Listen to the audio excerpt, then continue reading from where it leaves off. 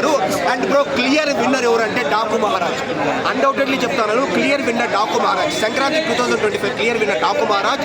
తర్వాత సంక్రాంతికి వస్తున్నాము, తర్వాత గేమ్ చేంజర్ అనమాట. పేరులో ఉన్న సంక్రాంతి పండుగ మరి సినిమాలో ఉందా లేదా? డెఫినెట్లీ పేరులోనే కాదనమాట, ఇంటర్వెల్ ముందు కూడా సంక్రాంతికి వస్తున్నాము ఎందుకు అనేది జనరేట్ చేస్తారు. అండ్ సెకండ్ హాఫ్లో కూడా యాటిట్యూడ్ పొంగల్ ఆ సాంగ్ కూడా కొంచెం బాగా లైక్ రాజమండ్రిలో అంత పొంగల్ అకేషన్లో జరుగుతుంది అనమాట. సో ఓవరాల్గా రాజమండ్రిని కూడా బాగా చూపించారు. అప్పుడెప్పుడో మనము కొన్ని మూవీస్లో మనం చూస్తాం, కానీ రాజమండ్రిని కూడా బాగా చూపించారు.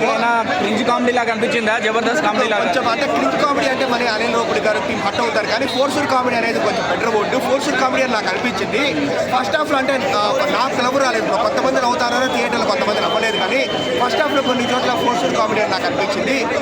ఓన్లీ కామెడీ బేస్డ్ మూవీయా, థ్రిల్లింగ్ ఎలిమెంట్స్ ఉన్నాయి? లేదు, only comedy based movie. Action అంటే కొంచెం లైట్గా ఉంటుంది, ఓవరాల్ కామెడీనే బ్రో. ఆయన ఎక్స్ కాప్ అయినప్పటికీ ఆయన కొంచెం బాడీ ఫంక్షన్స్ అంతా ప్రాపర్గా ఉండవు కాబట్టి వెంకటేష్ గారు మొత్తం కామెడీతోనే జనరేట్ అయింది మూవీ అంతా. మీరు ఫోర్స్డ్ కామెడీ అని మీరు అన్నారు కదా, అదొక 30% ఉంటుంది, రిమైనింగ్ 70% వర్కౌట్ అయింది. ఓవరాల్గా ఆఫ్టర్ డాకు మహారాజ్ సంక్రాంతికి వస్తున్నాము is one more block buster of 2025.